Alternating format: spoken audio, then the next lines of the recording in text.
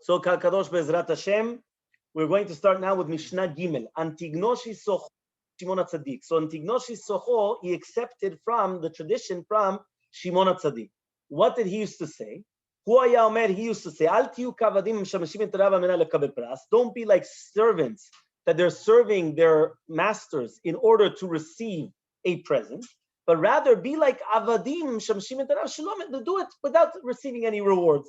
Vihi mora shamayim alechem, and you should have mora shamayim, fear of shamayim on top of you, which means like this. Some people, they do everything for the reward, right? Sometimes kids, and this is very dangerous also, to be very careful. Kids, you're right, you have to lure them with prizes, with presents, but not too high, right? Why? Because then afterwards, they'll never stop. And here it says, Mifurash in the Mishnah, you have to become like a servant, which is serving your creator, not because of the reward, but rather not because of the reward, right? You're doing it on your own, not because of the reward. So listen to this. It's brought down in Avot Rabbi Natan Perek, chapter 5, that Antignoshi Socho had two Talmidim, Shayu Meshanenim et Devarav, that they had his words, which they used to come and they used to go over his things. Shema Echad Tzadok, Veshema Sheni Baitos. So you had Tzadok, the Sadducees, which we're going to know, and the Baitusim. Vehem ayu shonim letamidim v'tamidim shonim. They used to teach their students and their students to their students. Ad she'amdu v'diktiku acharem v'amru, ma ra'u avotenu lomar davar zeh? Efshar she'yaseh pol melacha kol hayom v'litos. They said, but one second, how does it make sense? Are you going to tell me that people are going to be working all day and they're not going to take anything? If they would have known that there's another world, they wouldn't have said such a thing. So all of a sudden they divine. Meaning because of this teaching that they said, how could it be? They wanted the reward. They want everything that they want. You understand? It's very dangerous because at the end of the day, this is what they want. Yeah? So what happens? So they separated. And once they separated, you had the Tzadokim and the Baitusim. Okay? It says, so we learn from our Mishnah, so the real reason why we're supposed to do Torah mitzvot is for love. From love from HaKadosh Baruch Hu. Just like it says, Hallelujah, right? Fortunate is a person that he fears God and he wants the mitzvot. B'mitzvotav velo b'schar mitzvotav. He wants a mitzvot. He doesn't want the reward of the mitzvot. He doesn't care about the reward. He wants a mitzvot. But then he says, "But b'tchilat avodat Hashem shel adam yavod afilu." At the beginning, you could do it even for a reward.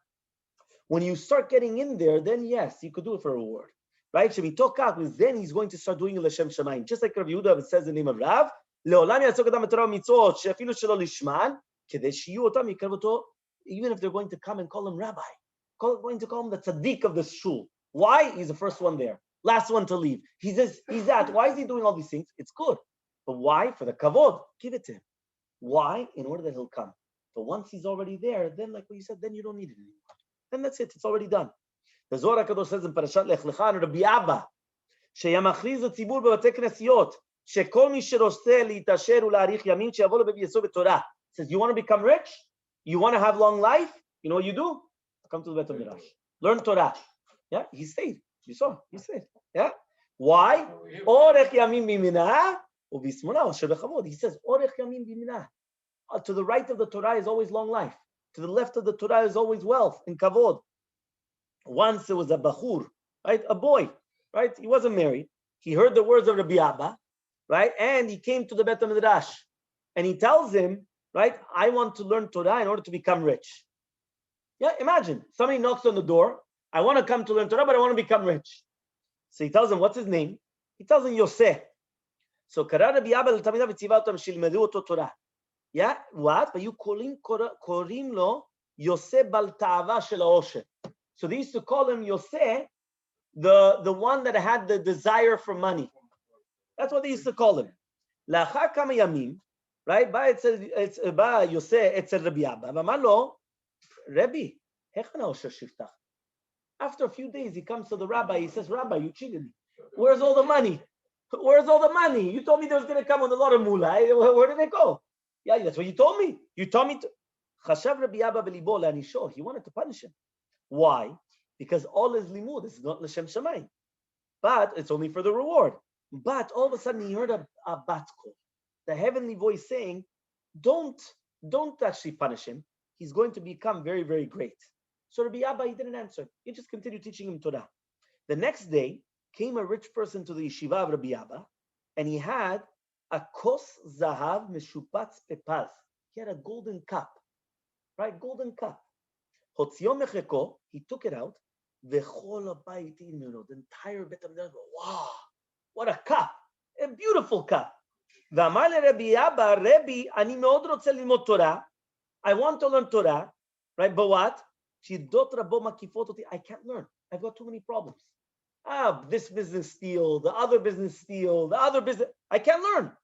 אנא ממך, please. ברצוני שתלמיד חכם ישתדל ללמוד תורה לזכותי. I want that someone will learn in my merit. ואני מוכן להעניק לו במתנה את כוס הזהב. And I'm going to give this cup. Right? Why? I mean, so I could also get Yisachar Zvulun. It's worth it, no? You start learning, it's worth it. Shalach Rabbi Abba likro Yossi. So he called Yossi. He called Yosele. He called him over. Veniklo et hakos hazahav meshubaz b'paz matana. Vaya Rabbi Yosei biyagia b'torah b'chol kocho b'shkedar habat shenasa la'adam gadol. So Rabbi Yosei came and he started learning and learning and learning until he became a big. Liamim evin Yosei et god be'verech haTorah v'yitztaer al kach. So then afterwards, once he already realized what he did, he was upset. He was like, there's something here, there's something missing. You understand what? I went and I took a golden cup to learn Torah. I learned Torah so much. So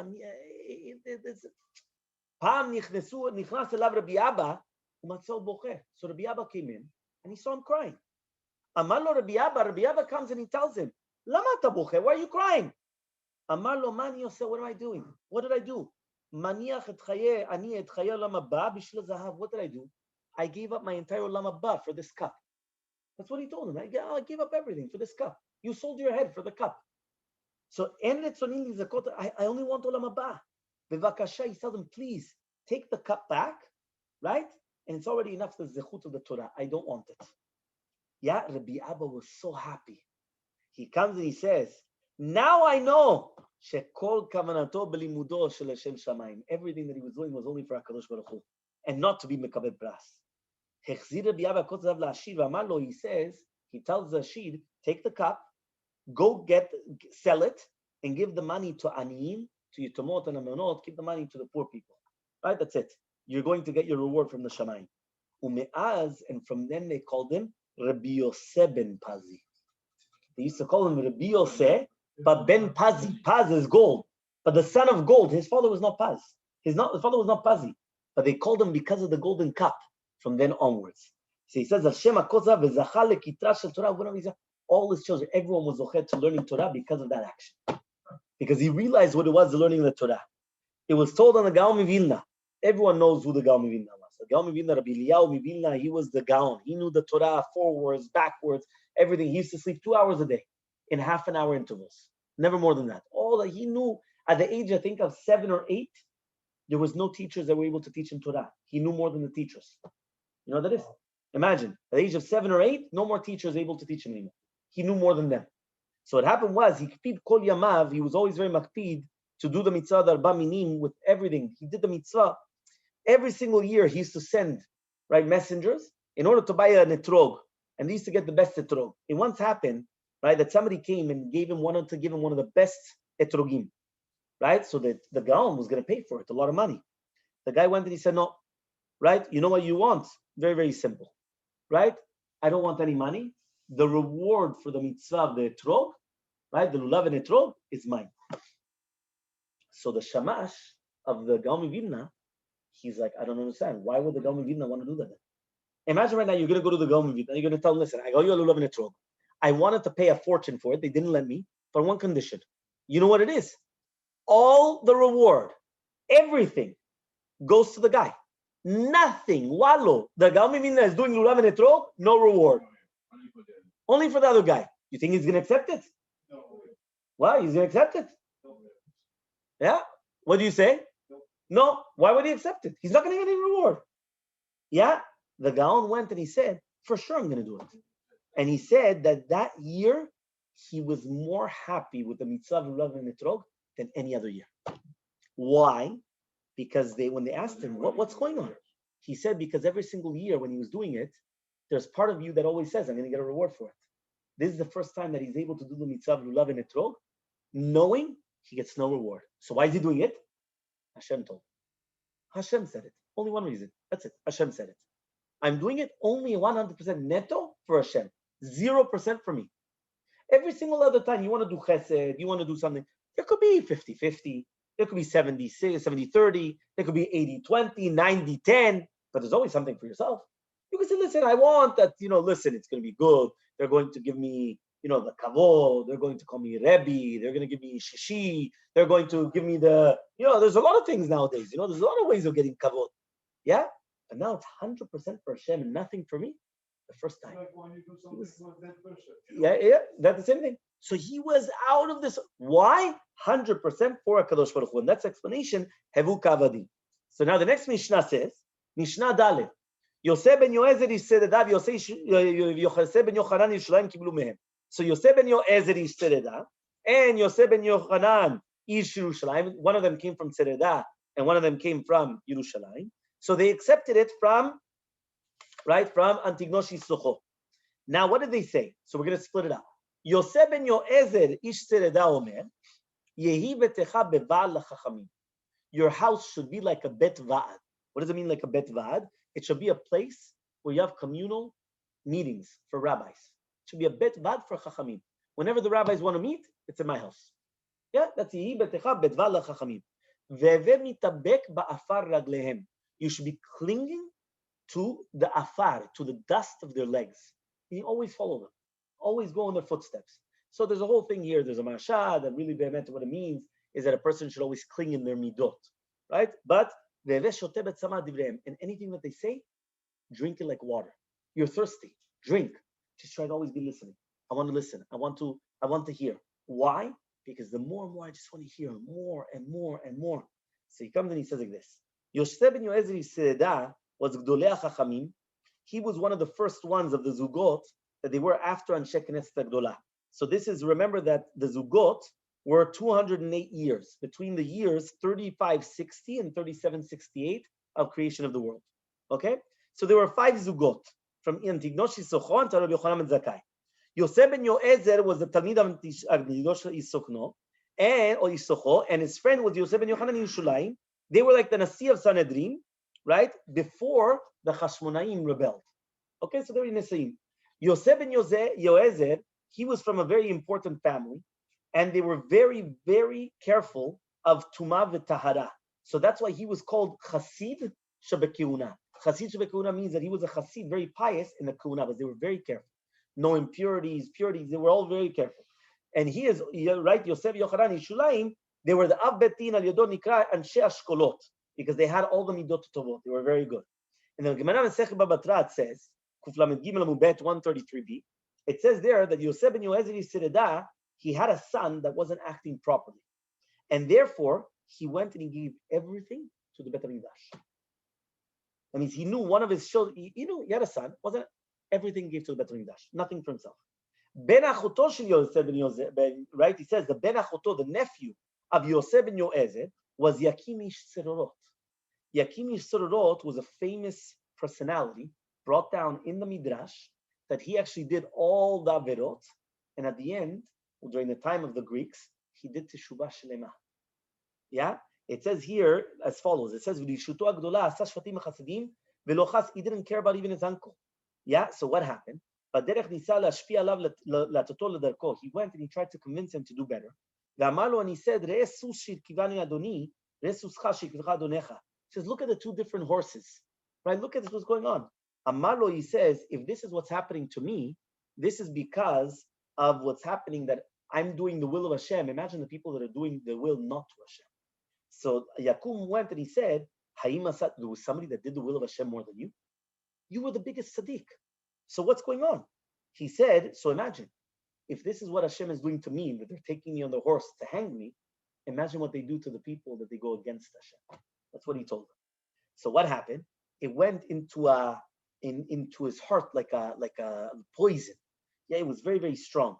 But it says over here, Yosef ben Yoezer, in our Mishnah, we learned how a person is supposed to go mamash, running after the words of the Torah, like he's thirsty. Did you ever see a person that's thirsty? He'll just drink whatever you give it. He needs. He's desperate for it. The same thing. He says that's the way that a person should be with the time of Torah. Divrei Torah were compared to waters. Why? Because a person is only benefits from Torah if you're first thirsty for Torah. If you right now, you give a person to drink and he wasn't thirsty, if it's water, he doesn't appreciate it. Why? He's not thirsty. You give a person that he's been thirsty, running, sweating away, you give him water, Gan Eden. If it's cold, out of this world. The same thing with the Torah.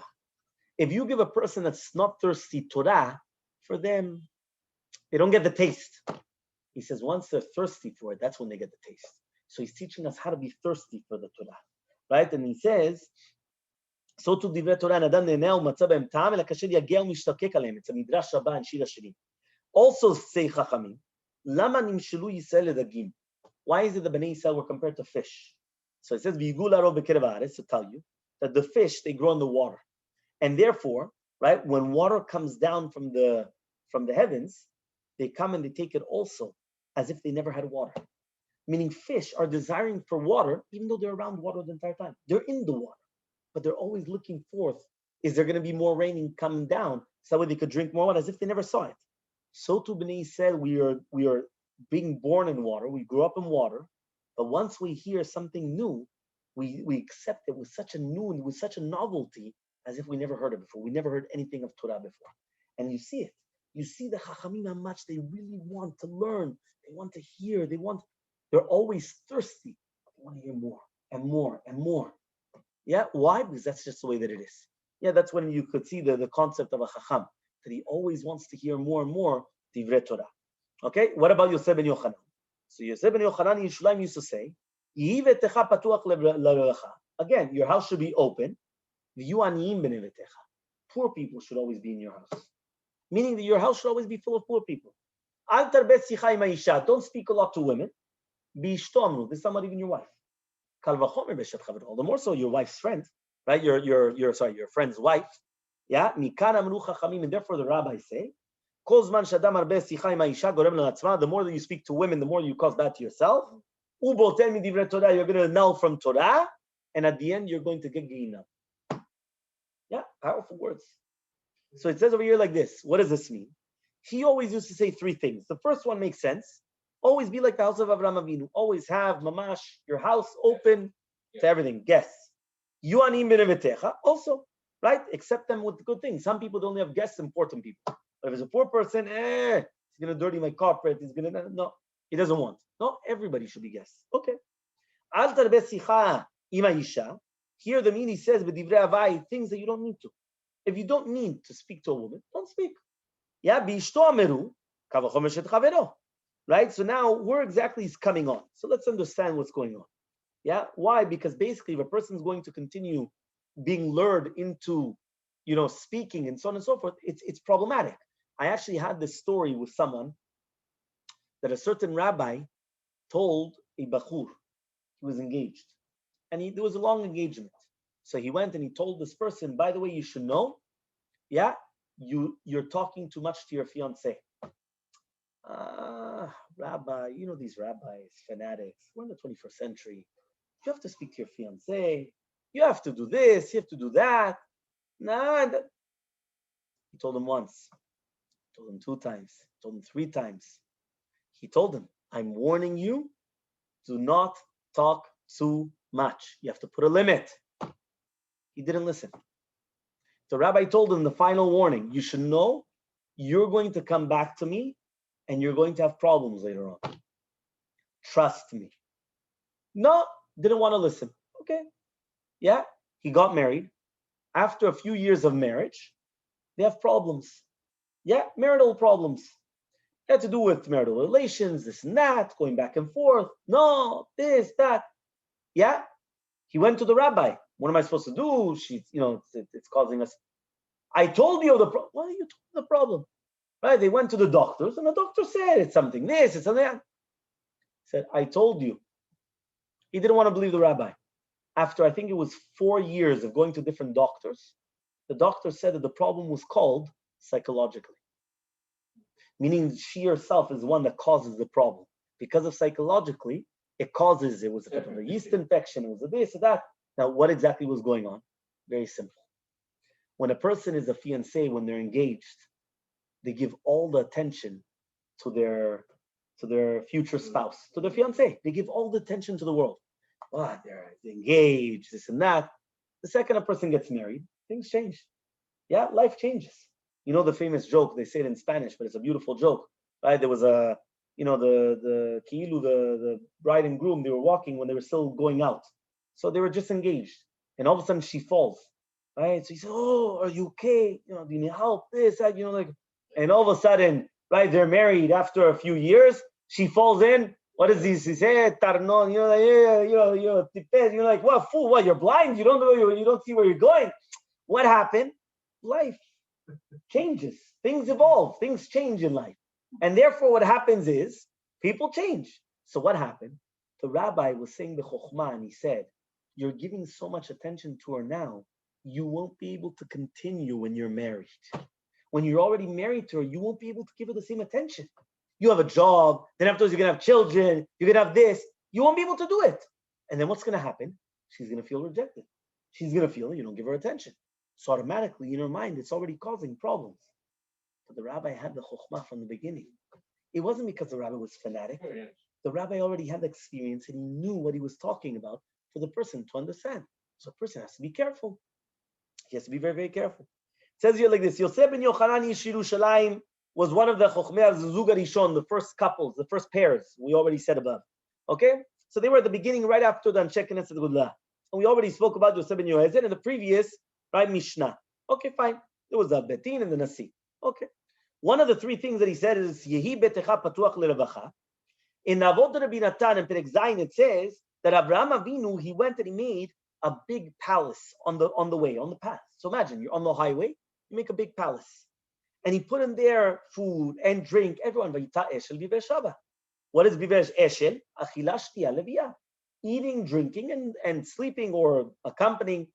Now what happened was that with this food, he fixed the sin of Adam Rishon that he ate the Etz Hadat. Adam Rishon, Adam, he came and he ate from the tree that he wasn't supposed to eat. So what happened? Avraham Avinu, with this eating, he fixed it up. Bishtiyah, with drinking, he fixed the sin of Noach. Because what happened by Noach? Noach got drunk, and that's it. And everything that happened, the story afterwards. Beleviyah, he fixed the sin of Anshe Sodom, of what happened with Sodom. So says Rav Yehuda Amar Rav, beautiful, no? That I never heard it yet. Rav Yehuda Amar Rav says, Gedolah achnasat orchim yoter mikol hashechina. Receiving guests is greater than even receiving the Shekhinah, than seeing Hashem. This is why. We learn it from Avraham Avinu. Why Avraham Avinu comes and right? But he tells Hashem, please, I want to speak to you. But when he's already speaking to Hashem, what happens? All of a sudden, guests come. He says to Hashem, wait 1 minute. He goes to the guests. Iowa, you're speaking to Hashem. Where are you going? Where are you going? But what? No. When I'm speaking, when I'm receiving guests, it's even greater than with the Shekhinah. So there was a story with Rabbi Shimon ben Antipatres. He was very smart and very rich. He had all the money. His house was open up.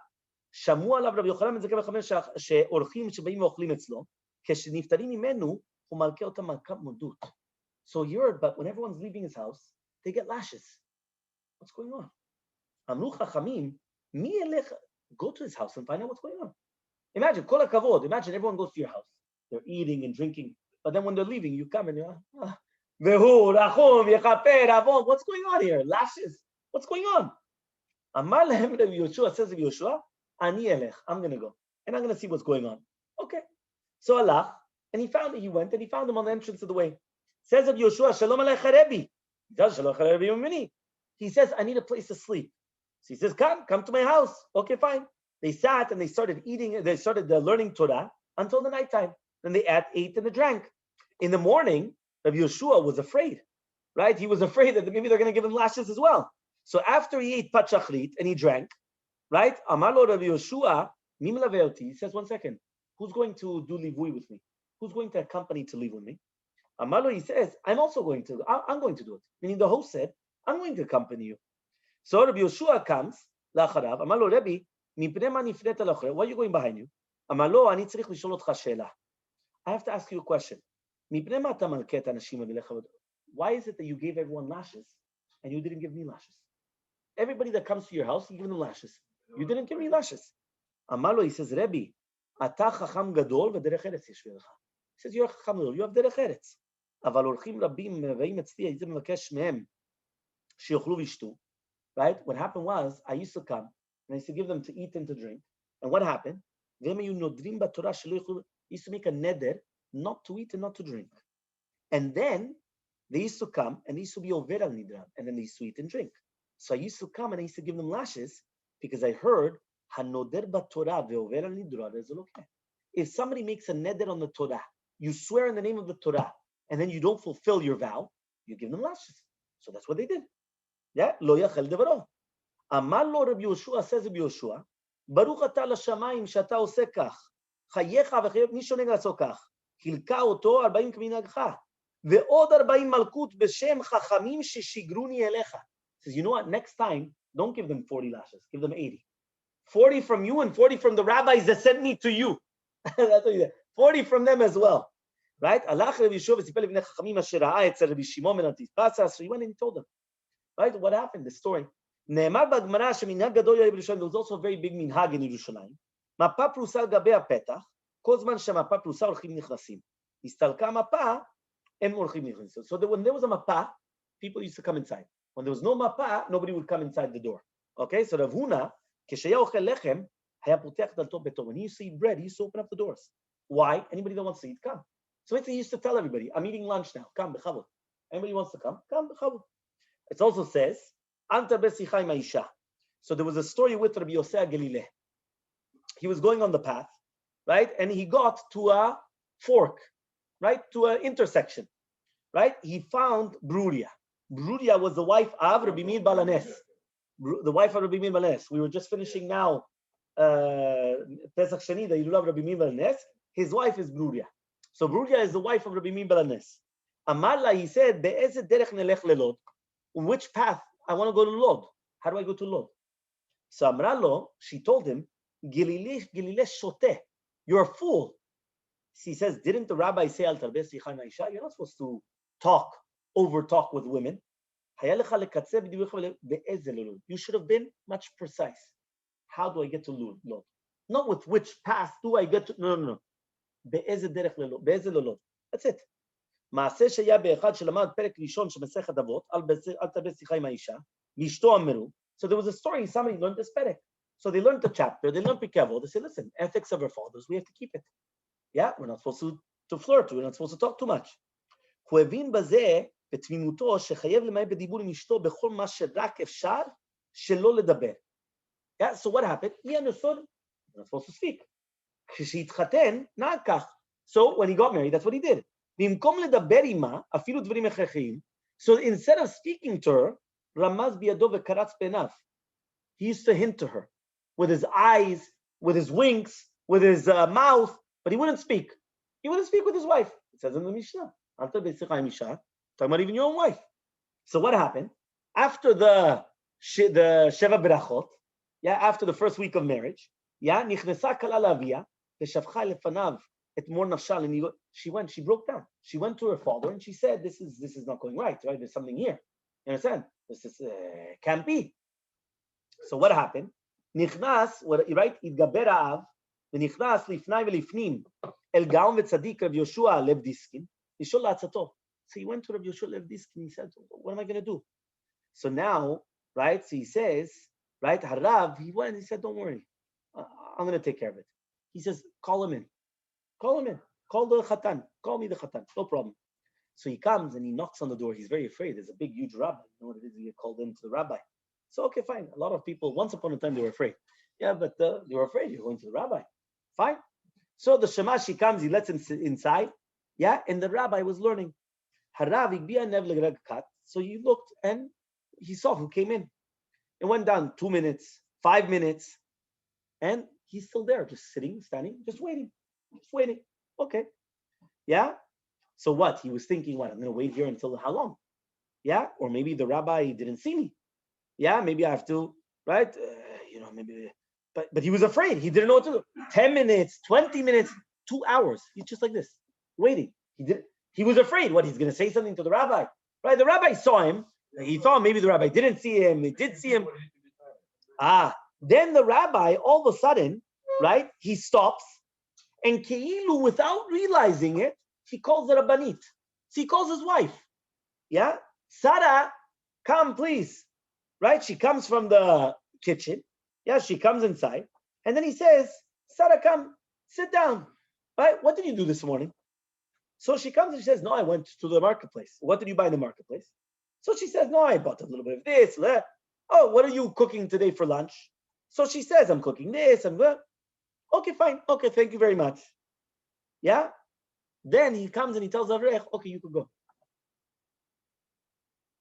Yeah? Imagine, he didn't say anything to the Avrech. He didn't say anything to the Bukhur. He didn't say anything. All he did was he called his wife. He started asking her, how's she doing? What did she do? What's she going to cook? What's this? What's that? And then, okay, that's it. And continue. And then he continued learning. He told him, you could go. Yeah? It says, Kavur Shanim, Siper Avrech Shu Lamad Az Be'ofen Da Yisdi Shne Dvarim. He said, I learned 2 things. 2 things I learned there. Ketzad Margisha Adam Keshelo Medabrim Imo Velo Samim Lev Elav. Number 1, I realized, how does it feel when people do not speak to you and they don't even care about you? That's number 1. As if you're not even there. That's number 1.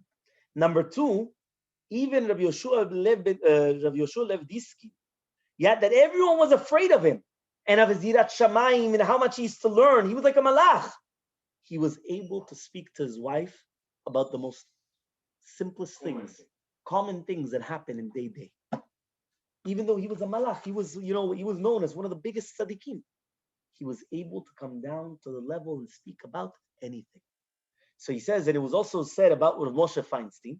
Obviously, he was the Gadol Ador. He passed away, right, 1986, right? But he was the Gadol Ador of America, obviously, we know.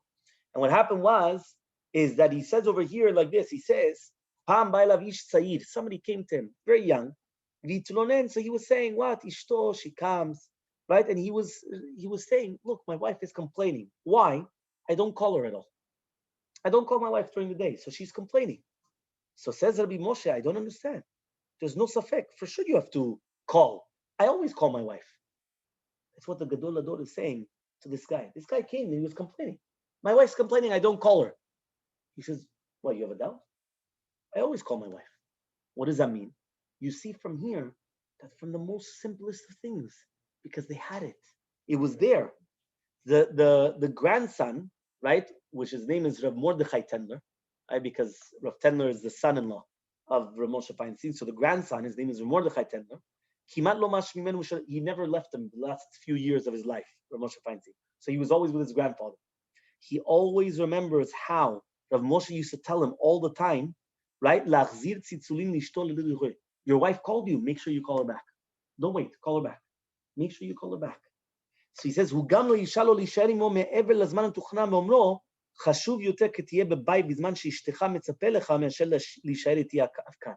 he says sometimes he used to come and say, you know what, Grandpa, I'm going to stay a little bit more. Right? I'm going to stay a little bit more with you. He says, no, it's more important that you're at home when your wife is expecting you than to stay a little bit longer with me. That was the Gedolim. Yeah, it's on the recording. We learn from here that when it says it wasn't referring to the concept that not to speak to your wife. You're supposed to speak to your wife. We were talking about the concept of idle talk, of nonsense. Sometimes people come and they start talking and fine, okay. No, but I'm saying you want to speak about one thing, another thing. There's supposed to be a bond, but you have to be knowledgeable in what you're doing. You have to think with your head.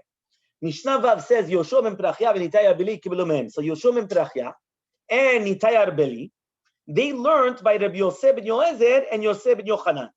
Okay, so Yoshua ben Pirkei, by the way, all of these, they didn't have Rebbe. It's not like Moshe Rabbeinu, it's not Rabbi Moshe. Yoshua ben Nun, it's not, right? Mordechai Tzaddik, all these names, if you realize there was never a Rebbe yet. You understand? All these things was Antignoshi Socho, Shimon HaTzadik, Yosef ben Yoezed, Yosef ben Yochanan. It was not the rabbi yet. You understand? It wasn't like Rebbe yet. You understand? That was the concept. So it says Yoshua ben Pirkei and Itaya believed, they accepted from them. Yoshua ben Pirkei, Omer, now remember, each one of them was an Asim, the Rav Betin, and each one, they were both very good friends. Now they come and they said, we split up the Mishnayot. So the first one was Yoshua ben Pirkei. So Yoshua ben Pirkei says, Aseh lecha rav, ukne lecha chaver, ve'vedan kol adam lechav zechut. So we just spoke about this past Shabbat, about dan lechav zechut. But the first two, very important. Right? What did he say? Aseh lecha rav. Right? What does that mean, Aseh lecha rav? Learn from one rabbi. Don't start having 20 rabbis. Yeah, one rabbi. Next, kene lecha chaver. Why kene lecha chaver? He says, right, always buy for yourself a chaver tov v'ne'eman, even if you have to give him money. That's what it means, ukne. Aseh lecha rav means you have to fix for yourself a rabbi.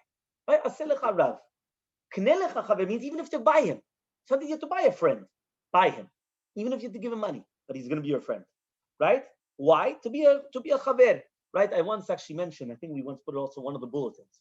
A true friend, which maybe we might see it here, if not, then I'll tell it to you right now. A true friend is someone that is able to give you rebuke. Why? That's a true friend. Some people, they're not your good friends. And what happens is that you could be making a mistake. They're going to let you make a mistake. And they see you falling in the ditch, and they'll let you fall in the ditch. And they see you there, and they don't care. A good friend is someone that he knows that when you're doing something wrong, he'll try to fix you. He'll try to help you out. That's a good friend. What does that mean? If you see a certain friend do something, always try to judge favorably. So let's start. Yoshua ben Pirkei, he was the Nasi of the Sanhedrin, and Rosh Chochmei said during Yochanan Kohen Gadol Chashmonai. So we're already in the Chashmonaim period. So it's around 200, right? The last 200, 280 years before the destruction of the second Bet HaMikdash. Okay, we're already in the destruction of the second. Remember, Anshe Knesset HaGedolah, right? Anshe Knesset HaGedolah was, one of them was Mordechai HaTzadik. Mordechai was in between the first and second Bet HaMikdash. After Anshe Knesset HaGedolah, we had Shimon HaTzadik, which was the Kohen Gadol for 40 years during the second Bet HaMikdash, and then we had Antignoshi Socho, then we had Yosef, and each one is a different generation. So these are towards the end of the second Bet HaMikdash. So towards the end of the second Bet HaMikdash, you had him.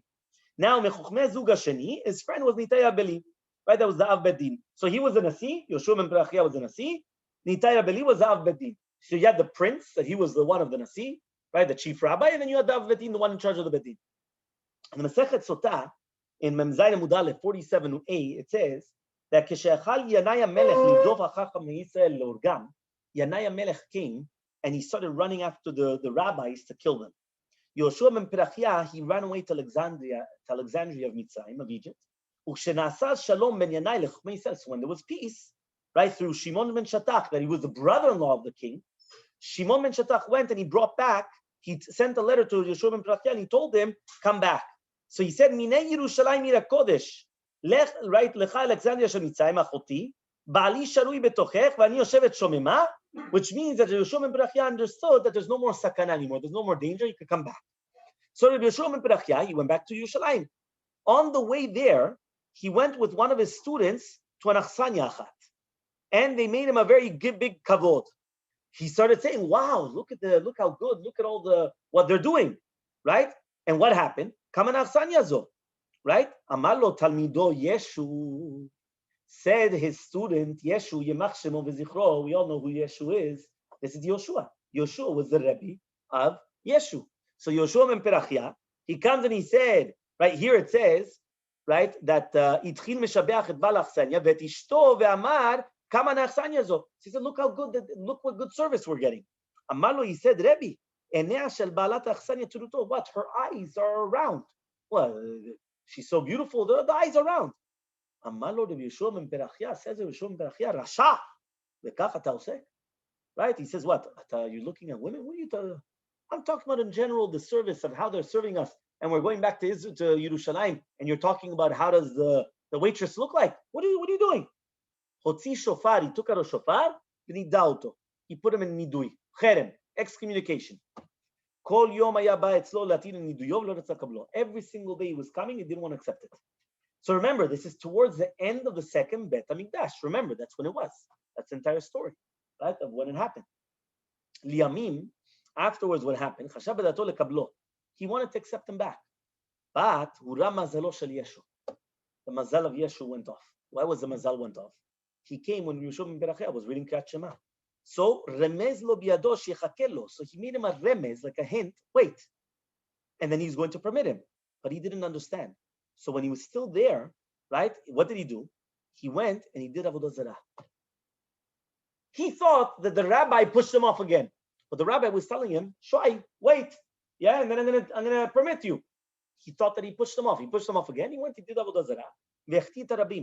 Now we already know. It says, then he wanted to do teshuvah. He said, "Kibalti shekol machti et harabim eslikim nodos teshuvah." Damamor Yeshu kishef v'isiv edir v'chtit Yisrael.